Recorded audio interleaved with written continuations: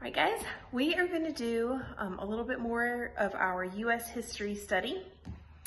We're going to read a little bit about Abraham Lincoln, and we are going to do a fun little Abraham Lincoln log cabin craft project. So I'll show you the project at the end, but first I want to talk a little bit more about Abraham Lincoln.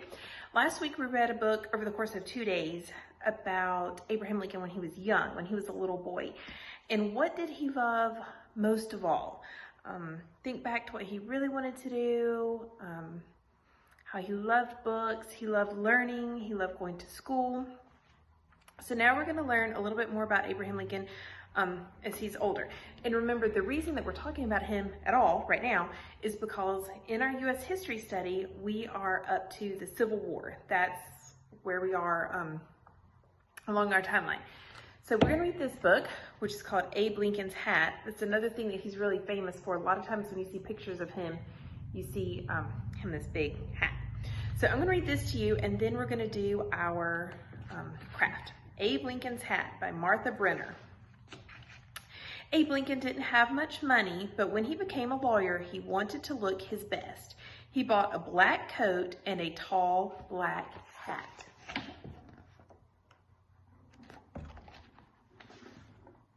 Every day, Abe wore his hat to his new job. People noticed the tall man in the tall hat. He was friendly to everyone. When they needed a lawyer, they remembered him. So see, he's so tall, and then that slim black suit with that tall hat makes him look even taller. Abe lived in Illinois. His state was mostly wilderness. Then more and more settlers came. They built houses and farms and new towns. Sometimes they didn't get along. They argued over land and animals and money. Lawyers like Abe could help people settle their arguments. They could help people get a fair trial in court. So when people maybe had a disagreement, sometimes they need a lawyer to help them settle it, and that's what Abraham Lincoln did. Abe Lincoln was a smart lawyer. People came to him with all kinds of problems. He helped them all, but he had one problem himself. He forgot to answer letters. He forgot where he put important papers. A good lawyer cannot forget. Abe wanted to be a good lawyer, but he was not a good paper keeper. What could he do? Does this remind you guys of anybody you know? It reminds me of myself. This looks like me and all of my paperwork, especially in the office. Abe had an idea. His tall hat. He could push letters deep inside it. He could stuff notes into the leather band. When he took off his hat, the papers would remind him what he had to do. The idea worked most of the time. One day, some boys played a trick on Abe. They tied a string across the street. They strung it up way up high, and everyone in town could walk under it, except who? Who is so tall that they can't walk under the string?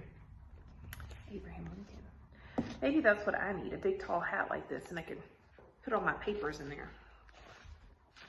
When Abe walked down the street, the string knocked off his hat. Papers flew everywhere.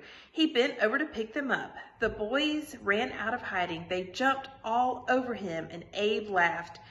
He was not mad at the boys. He liked a good joke, but the trick did not stop him from carrying papers in his hat. How do you think you guys would feel? Would you be mad? Or would you laugh along with the boys at the joke? Once, a lawyer sent Abe a letter. Abe stuck it in his hat. The next day, Abe bought a new hat, and he put away his old one. Weeks later, the lawyer wrote again. "Why didn't you answer my letter?" Then Abe remembered the letter was still in his old hat. So that's one kink in that plan, isn't it? You've got to use the same hat over and over. You can't change hats. Many towns in Illinois had no lawyers and no judges, so every spring and fall, a judge and some lawyers traveled from town to town. Abe went too. He packed his hat with papers, his checkbook, and his handkerchief. At the head of the parade of lawyers rode the judge. No one could miss him. He weighed over 300 pounds. 2 horses pulled his buggy.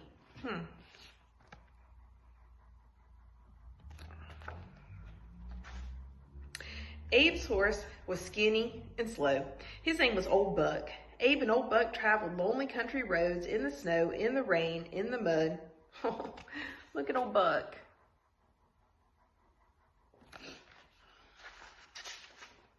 Traveling made Abe very tired. He dreamed of a soft bed and a good meal, but the lawyers had to stay at poor country inns. The food was bad. The rooms were cold. The beds were crawling with bugs. The lawyers had to share beds, except the judge. He had his own bed. So what do you guys think about the way he's traveling? What do you think that Abraham Lincoln is thinking, and all the other lawyers? It's cold, they're hungry, there's bugs. It's not a very glamorous lifestyle, is it? Every morning the courthouse bell would ring. Abe hurried to court. Pigs lived under one courthouse.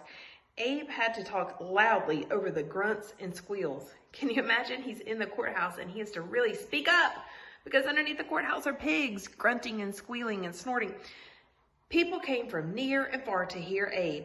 He made trials easy to understand. He told jokes and stories, and people said that he could make a cat laugh. Can you see all the pigs under the courthouse? Once Abe whispered a joke to another lawyer. The lawyer laughed out loud. "Quiet," the judge yelled. "You are fined $5. When the trial was over, the judge asked to hear the joke. He laughed as hard as the lawyer. "That was worth $5, he said. "Forget the fine." So the judge thought the joke was so funny, he didn't get Abraham Lincoln in trouble. At another trial, two men argued over who owned a young horse. Each said he owned the mother of the colt. Abe let everyone outside. He put the two grown horses on one side of the lawn. He held the colt on the other side. Then he set the colt free. It headed straight to its mother. So that was pretty smart, huh? Because both men said that they owned the horse's mother, but he figured, hey, whichever horse the colt runs to, that must be his mother. So that's how we'll know who's telling the truth. So, pretty smart. One day, Abe got a letter. It was from Hannah Armstrong. Years before, Abe had lived with her family. Mrs. Armstrong cooked for Abe. She sewed up the holes in his pants. Now she begged Abe for help. Her son Duff was in jail for murder. Abe did not stick this letter in his hat. He wrote back right away, "Of course I'll help you."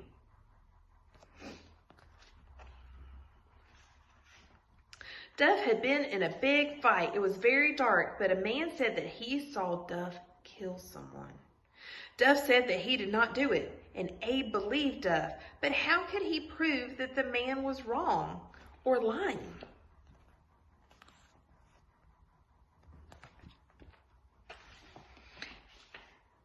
"How could you see in the dark?" Abe asked the man. "The moon was full," the man said. "It was as bright as day." Are you sure the moon was full?" Abe asked again and again. "Yes," the man repeated. Then Abe held up a famous book of facts. It said there was no moon in the sky at the night of the fight. No one believed the man anymore, and the judge set Duff free.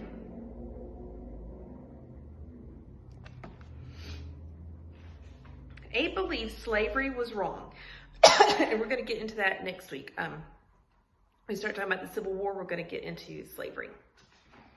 Abe believed slavery was wrong. His state had laws against it, but the laws were not clear. Many blacks were treated like slaves.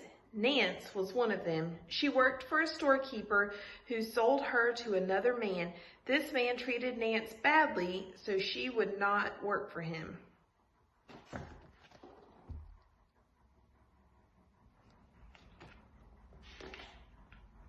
Abe argued for Nance in court. Illinois was a free state, he said. All its people are free, whatever their color. The judge decided that Abe was right. From then on, no one could be bought or sold in Illinois. Abe had saved Nance, but half the states in America still had slaves. In a few years, there would be new states out west, and Abe did not want slavery to spread to those states. So what do you guys think about that? What do you think about how Abe saved Nance and really spoke up for her? Abe tried to get elected to the U.S. Senate. If he won, he could make laws to stop slavery. He ran against Stephen Douglas. Douglas argued that each state should decide for itself if it wanted slaves. They gave speeches all over Illinois. Thousands of people heard them, and Abe lost the election, but became famous. So here he is running for Senate. So he thinks that no one should own slaves, and his opponent, Stephen Douglas, thinks that states should get to decide for themselves. In 1860, Abe ran for president, and that is the highest office in the land. And remember, he was elected our 16th president. Stephen Douglas ran too. This time, Abe won. Abe grew a beard for his new job. He took his family to Washington. At every train station, crowds cheered the new president.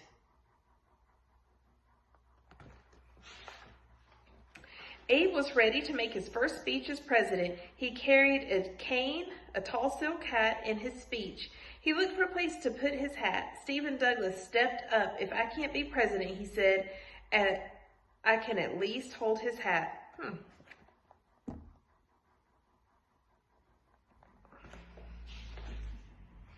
Abe Lincoln was a great president. He freed the slaves. He worked for fair laws. He helped unite the nation after a long war, but he never changed his ways. He always kept important papers in his tall hat.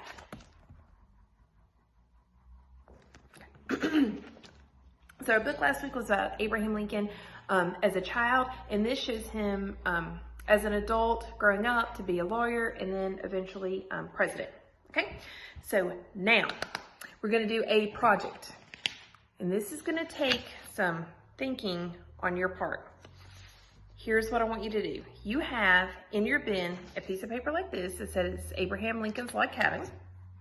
You have a piece of paper like this. This is your template. This is your template. You have a brown piece of paper. This is what you're going to use to make your logs. You have one more piece of paper. This is what you're going to glue everything on. Okay, so listen carefully to the steps, because you are going to have to figure out how exactly you're going to cut out your logs so that they are exactly these dimensions. Okay. The first thing that you can do is go ahead and cut this out on the dotted lines. Okay, even though it's already cut out in a strip like this, we want it to be nice and neat. You know, cut it out on the dotted lines, and you can glue that right here at the top of your paper. Abraham Lincoln's Log Cabin. You glue that right up here at the top, because you're going to need all this space for your cabin. Now, this is what I want you to figure out, okay? You need to cut out 1, 2, 3, 4, 5, 6, 7, 8, 9, 10, 11, 12, 13. 13 pieces out of here. How are you going to do that? There are many ways that I can think of that you could accomplish this task, but I want you to figure that out. How are you going to use this as a template to make the logs? Okay? You figure that part out. Then you're going to cut out the logs in the door and the roof and glue it together on your piece of paper. So, through the magic of television, just like when you watch those cooking shows and they put all the ingredients and they put the batter in the oven and then ta-da, they pull out one that's finished. Ta-da! Here's one that's finished. This is what your cabin is going to look like when you're done. So see, I've taken all of these pieces here. Once you cut out all these pieces, this is what you're going to have. Okay? We can make a little doorknob here. There. There's a doorknob. So this is what you're going to have when you're done. And see, at the top, I glued this on and I used some markers just to make that look pretty. So make your poster look as nice and neat as you can. Take your time. Take your time cutting out the logs. Take your time cutting out the title. You can add color to you if you want. If you want to add anything here, some clouds in the sky or something, you can draw those in if you want. But I want you to figure out how to use your template to cut these pieces out of your brown paper, okay? And then you glue them on here to make your cabin. When you're done, you can have your mom or dad send a picture to me, or you can show me the next time that we FaceTime, okay?